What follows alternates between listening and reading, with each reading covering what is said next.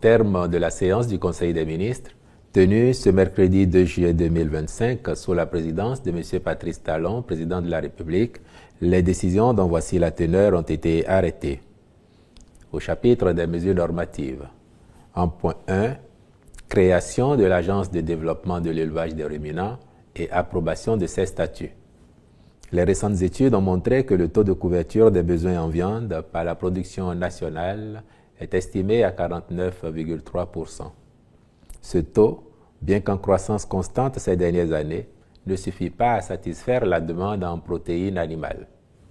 Le déficit constaté résulte de plusieurs causes, dont la persistance de pratiques traditionnelles d'élevage, la dominance de géniteurs à faible performance, une alimentation non adaptée, mais aussi et surtout un besoin en investissement conséquent dans les techniques et outils productifs. C'est pourquoi, prenant la mesure de la situation, le gouvernement a fait de la filière viande une priorité, avec pour ambition d'assurer la couverture sur le plan national en produits carnés à travers divers projets et programmes destinés à accroître la production locale. Cependant, la faible synergie dans la conduite des diverses actions entreprises, la lourdeur dans les pratiques administratives et l'inadaptation des procédures de passation des marchés sont quelques facteurs qui entravent l'atteinte des résultats escomptés. La création de cette agence et l'adoption de ses statuts répondent donc à l'impératif de combler ces insuffisances.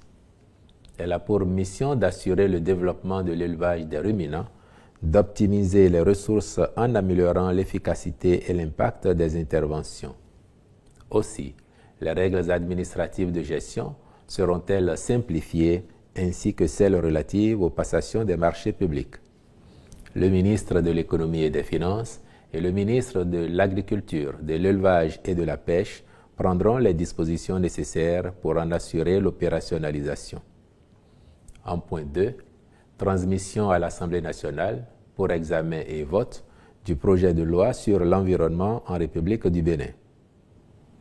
Le présent projet découle de l'évaluation de la loi-cadre sur l'environnement. Elle en a révélé les limites s'agissant notamment de son contenu jugé restrictif et l'encadrement des pollutions. L'optimisation de la gestion de certains compartiments de l'environnement était devenue nécessaire, de même que le renforcement des sanctions qu'encourent les contrevenants. L'évidence de la relecture de cette loi tient également du fait qu'après plus de 2 décennies d'application, les préoccupations environnementales ont largement évolué, suggérant une actualisation du socle législatif pour une meilleure prise en charge de celle-ci. Le présent texte est issu d'une démarche participative qui a regroupé les principaux acteurs du domaine, mais aussi d'intervenants multisectoriels. Les innovations introduites sont relatives notamment à la définition des concepts nouveaux et importants liés à l'environnement, la prise en compte de l'économie verte, des changements climatiques, des produits chimiques dont le mercure, des produits dangereux tels que ceux provenant d'équipements électriques et électroniques. L'implication plus marquée des collectivités territoriales, du secteur privé et de la société civile dans le cadre institutionnel de gestion de l'environnement au Bénin. L'intégration de nouvelles dispositions relatives à la gestion des déchets dangereux. Les installations classées pour la protection de l'environnement. L'institution d'un système d'évaluation de gaz à effet de serre et la responsabilité sociétale des entreprises. Les ministres chargés de l'environnement et de la législation assureront le suivi en vue de l'aboutissement de la procédure législative. En point 3, adoption des tests d'application de la loi portant Code du numérique en République du Bénin. Il s'agit de 8 tests, dont les prescriptions complètent le cadre réglementaire du dit Code et renforcent le développement des initiatives par les acteurs du secteur. Ce sont les décrets fixant les conditions d'exercice de l'activité de prestataire de services d'archivage électronique, les spécifications techniques, normes et procédures minimales relatives au niveau de garantie des schémas d'identification électronique et leur cadre d'interopérabilité, les modalités de gestion et de traitement des déchets électroniques en République du Bénin, les obligations des exploitants d'infrastructures alternatives dans les secteurs de l'énergie, des transports ou de l'eau, les règles et procédures applicables en matière de concurrence dans le secteur des communications électroniques, les règles applicables aux installations de l'État utilisant certaines fréquences radioélectriques. Figurent sur cette même liste les décrets portant modalités de déclaration, d'autorisation et d'agrément des moyens et services de cryptologie ainsi que les modalités des règlements transactionnels, règles d'interception et d'accès aux données définissant les autorités habilitées et fixant les modalités de mise en œuvre des opérations et les dispositions particulières en matière de cryptologie. En point 4, adoption des décrets relatifs au cadre institutionnel de CME-City et à la mise en œuvre de sa restructuration. Dans le but de renforcer le rayonnement de CME-City, pour l'envergure qui lui est conférée, le Conseil des ministres avait acté sa restructuration organisationnelle et fonctionnelle en sa séance du 11 décembre 2024, l'objectif étant de renforcer son soutien à l'excellence pédagogique et à l'innovation au service du développement socio-économique. C'est pour en favoriser la bonne implémentation que le présent cadre réglementaire est institué. Les textes adoptés concernent le cadre institutionnel précisant l'existence des 4 entités telles que la Fondation en tant qu'organe de pilotage du développement de CME-City et de coordination de sa gouvernance, l'Agence de développement, la Commission académique et les établissements publics et privés. La Commission académique qui est l'organe définissant la stratégie académique et qui implémente l'évaluation des dossiers de demande de création et d'ouverture de programmes, l'agrément et homologation des établissements du site de CME-City et en assure le contrôle qualité, l'évaluation périodique et l'accréditation des programmes. Elle est rattachée administrativement à la Fondation CME-City, mais dotée d'une autonomie administrative et de gestion. Les conditions générales de création et de fonctionnement des établissements d'enseignement supérieur de CME-City, dont les missions portent principalement sur la formation, la recherche et l'entrepreneuriat. Les statuts types des établissements publics d'enseignement supérieur de CME-City. Les statuts de CME-City Institute of Technology and Innovation, qui est un établissement public à caractère scientifique, technique, professionnel et culturel, doté de la personnalité morale et bénéficiant de l'autonomie pédagogique, scientifique, administrative et financière. Les ministres concernés sont instruits d'en assurer l'application diligente. Au titre d'autres mesures normatives, le Conseil a adopté les décrets portant création de la Société de développement des fermes avicoles et approbation de ses statuts, intégration dans le corps de la magistrature de 80 auditeurs de justice, nomination de commissaires aux comptes près de certaines entreprises publiques, puis le décret fixant les modalités d'obtention de la nationalité béninoise par reconnaissance. Au chapitre des communications, en point 1, mission de contrôle technique pour 2 projets du programme d'action du gouvernement. En vue de favoriser l'exécution imminente de ces projets, en conformité avec les cahiers des charges, le Conseil des ministres a marqué son accord pour la contractualisation avec des cabinets expérimentés aux fins d'assurer le contrôle technique et garantir la qualité des ouvrages à réaliser. Les projets concernés sont la construction de l'école de mode et des beaux-arts, le siège des institutions de régulation. Les ministres chargés de ces dossiers accompliront toutes les diligences requises à cette fin.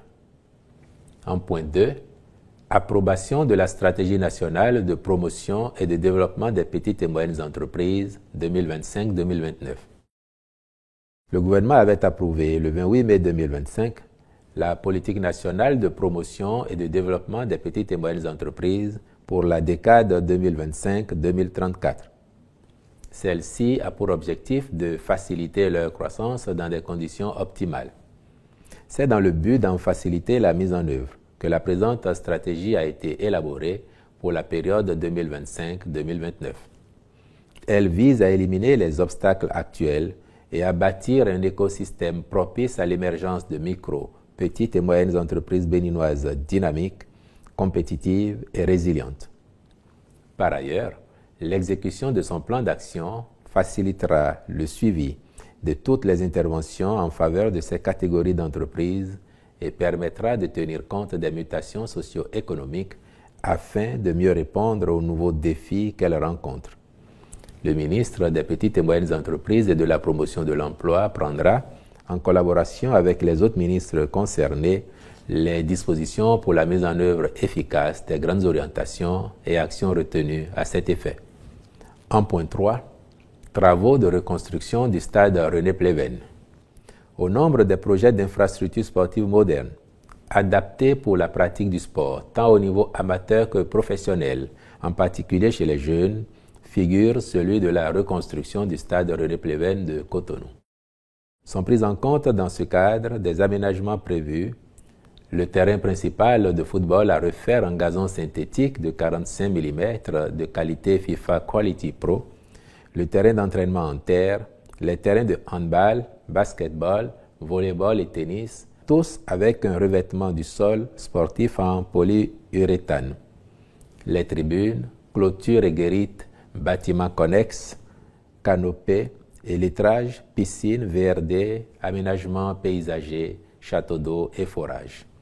Les diligences appropriées devront être accomplies par les ministres impliqués en vue de la signature du contrat de marché avec l'entreprise retenue et du suivi des travaux à réaliser dans les délais prescrits. En point 4, mission de maîtrise d'œuvre complète dans le cadre du projet de construction de l'école de formation en sciences paramédicales au Bénin.